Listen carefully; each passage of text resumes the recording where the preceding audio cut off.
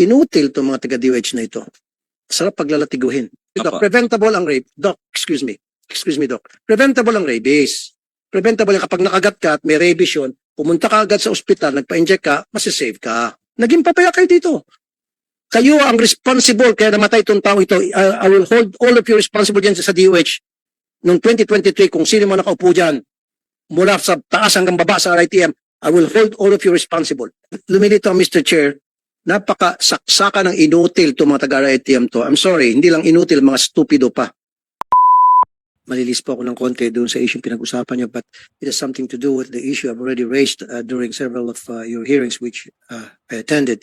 Ito ho ay napakahalaga din. Ito may kinalaman po doon sa snake bites and rabies. Very concerned po ako kasi itong mortality rate sa snake bites at saka sa rabies tumataas every year. And hindi ko alam kung anong ginagawa ng DOH tungkol dito. Ang rabies, kung tutuusin, it's 100% preventable, and yet every year hundreds ang namamatay, and karamihan, a big percentage of the victims are minors. So anong ginagawa na programa ng DOH para ma-address ito? But let's start with the snake bites. Sa Davao Regional Medical Center sa Tagum, meron ho bang anti-venom? September 2023 nangyari po yan, 17 years old na si Rexan Lumayag, nakagat po siya ng king cobra at dinala po siya sa Davao Regional Medical Center. 8 days po siya na-confine doon hanggang siya po ay namatay. So, meron ho bang cobra anti-venom sa Davao? Pakisagot lang po DOH, kasi kung meron, sana nabuhay pa yung bata kasi 8 days po siya na-confine at naghingalo at comatose. Mr. Chair, we'll just submit a report on this one because the one in charge is RITF that they were not invited in this meeting. Okay. Sino bang nakakaalam kung ano-ano mga lugar ang meron pong mga anti-venom? Ang RITF po, Mr. Senator, RITM. they were not invited today. They were not invited today. Okay. Sa rabies, RITM pa rin? Yes, sir. Okay. Ano pong mapapala ko sa inyo ngayon?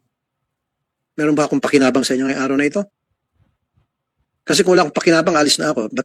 Kasi wala pala akong mapakinabangan sa inyo sa DOH. The invitation to receive was of the HEA and then the possible Free rabies vaccines treatment, DOH. So wag mo pasahin sa, wag mo ako ipasa sa USEC. Anong pangalan niyo po, sir? Nasek brother po. Oh, ito kasama sa RA 9482 Anti-Rabies Act of 2009. DOH free rabies vaccines treatment. O DOH yan. Oh, bakit ka nagugas kamay, sir? Unfortunately, it's only RITF who can answer that, Mr. Chair. Pero nandito sa RA 9482 na DOH ang itinuturo. So It's under DOH, but under the RITF. O DOH. sige, para naman may pakinabang po kayo rito at hindi naman masayang oras ko. Actually, kanina meron akong hearing doon. Dumaan muna ako rito dahil this is a pressing issue. Every single year, daan-daan ang namamatay sa rate ng rabies ng mga bata. And every year, daan-daan ang namamatay sa kagat ng ahas. Okay, yung rabies preventable. Kasi you have several days na para ma-address yung issue kung agad-agad maagapan. Whereas yung sa pag-ahas, hours lamang. So curious lang ako, Mr. Chair, na bakit tuloy-tuloy pa rin may namamatay. So kung ganon, especially dun sa rabies, inutil itong mga taga-DOH na ito. Sarap paglalatiguhin. Diba? Ano nangyayari? Bakit may namamatay? Pagdating dun sa educational program, meron ba akong tie-up ang DOH sa mga eskwelahan para islagay ito? Ilagay sa curriculum? Mailagay sa curriculum? In fact, ito na nga, inclusion of rabies program in elementary curriculum, kinder to grade 10. Ito ba'y na-implement? Pupunta ba yung mga taga-DOH sa mga eskwelahan para advisean yung mga bata, yung mga siguro, especially kasi karamihan sa mga bata, Mr. Chair, nakakagat sila ng aso, hindi nagsasabi sa mga magulang dahil natatakot baka paluin, baka pagalitan. So dito papasok yung school. So siguro yung school gagawa ng mga programa para mapagsabi yung mga bata na huwag matakot at kapag kayo kinagat ng aso, agad-agad magsumbong kayo sa amin kung hindi kayo makapagsumbong sa mga magulang, then it would have been prevented those fatalities na umaabot by the hundreds, Mr. Chair. And nakakasakit dahil mga bata to na this could have been prevented kung maaga pa yung ating mga otoridad. Kasama na rito yung DOH. Now, kung ituturo nyo ko sa RITM, dapat meron kayong close coordination sa RITM para ma-ensure next time, wala na talagang dapat batang mamatay. Kasi majority of these fatalities, Mr. Chair, hundreds to 354 rabies death. And 100% pa siguro, baka hindi lang to majority, baka 100% kasi mga bata. Or maybe siguro may mga matatanda rito na gumagamit ng mga herbal na hindi naman mabisa yung kututusin, yung mga bawang-bawang, kung ano naman nilalagay sa mga paa, down. Let's say, majority dito ay mga bata. Na this could have been prevented. Kaya nga, nakakasakit damdamin, Mr. Chair, napakaraming taon na tuloy-tuloy pa rin may namamatay. Dapat wala nang mamatay na batang Pilipino dahil sa rabies. Senator Tulfo, 100% po ang mortality pagka nagkaroon kayo ng rabies. Di ko kayo mabubuhay po. So kunyari po, nakagat kayo ng aso at nakatakas yung aso at may rabies po, 100% po mamamatay po yun. No, sorry, Doc. That's not what I meant. Ay, ibig sabihin, kapag nakagat ka ng aso, regardless kung may rabies o wala yan at hindi mo kilalang aso, pag ikaw ay isang matanda, Yes, sir. nangyari nito sa misis ko, agad-agad pumunta sa ospital. Agree, sir. Pa-inject. Dapat ma-inject. Hindi mo na, Exactly. sir, hihintayin, sir, yung observation time. There's no such thing as 100% mamamatay kapag rabies. I don't believe. I'm sorry. I disagree with you. Sir, tama po kayo, Sorry, sir. sorry, Doc. Opo. Preventable ang rape. Doc, excuse me. Excuse me, Doc. Preventable ang rabies. Preventable yan kapag nakagat ka at may rabies yun, pumunta ka agad sa ospital, nagpa-inject ka, masisave ka. That's what I meant. Right? Yung mga matatanda na namamatay doon dahil gumagamit ng herbal, pupunta sa mga albularyo, hanggang sa mamatay. Tama po, Pero sir. 100% ang pag nakagat ka ng aso at may rabies, preventable yan kung pumunta ka lang on time sa pagamutan.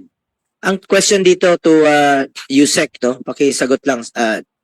Though sabi niyo iba ang RITM, but it is still Still under under the DOH. Department of Health. Pakisagot lang po yung tanong ni Senator Tulfo. Ako, taga Davao rin po ako. Yung Davao Regional Hospital sa Tagum po yun. It's a DOH hospital. Dapat po kumpleto yung pasilidad nila.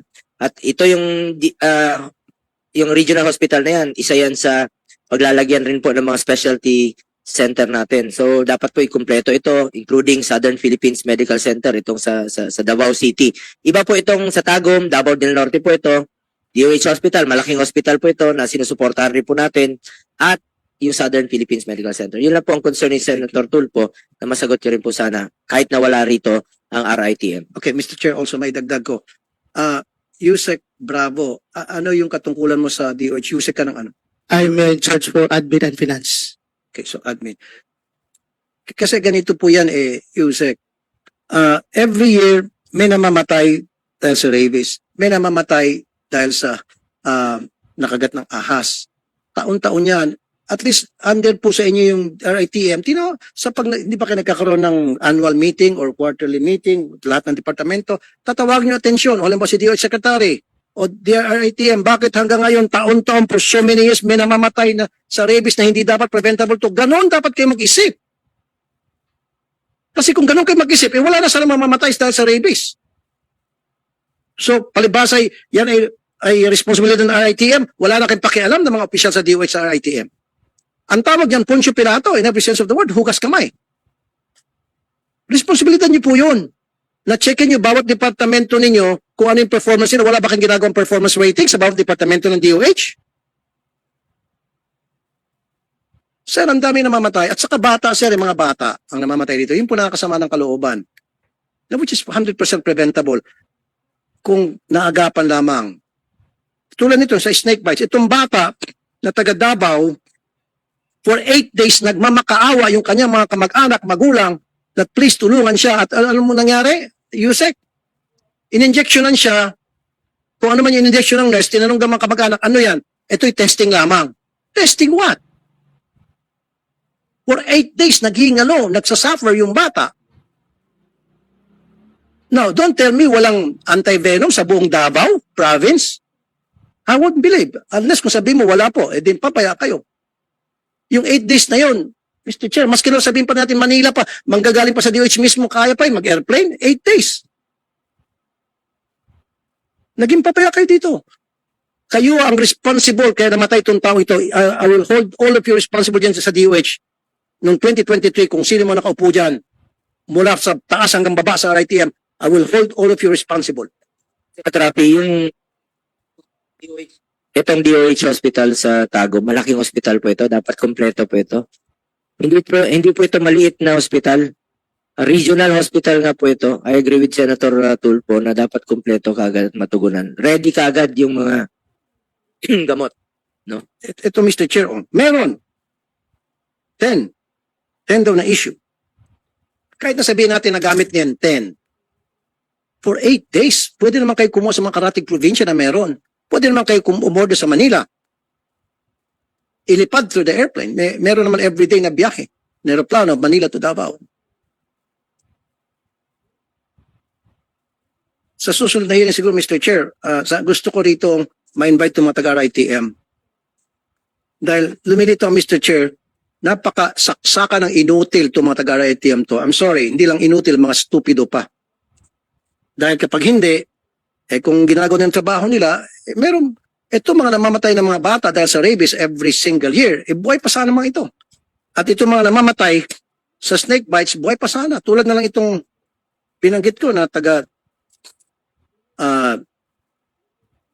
Tagum, Davao.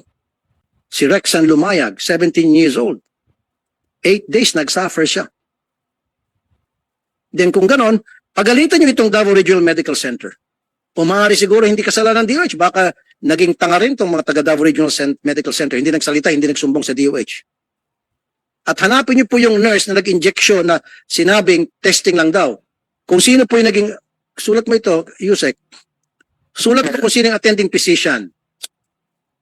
Kasi kung totoo yung sinabi ng magulang, nakausap mismo ng staff ko yung magulang, relatives, dapat yung mag-injection, hindi nurse, dapat ang mag-injection, doktor mismo.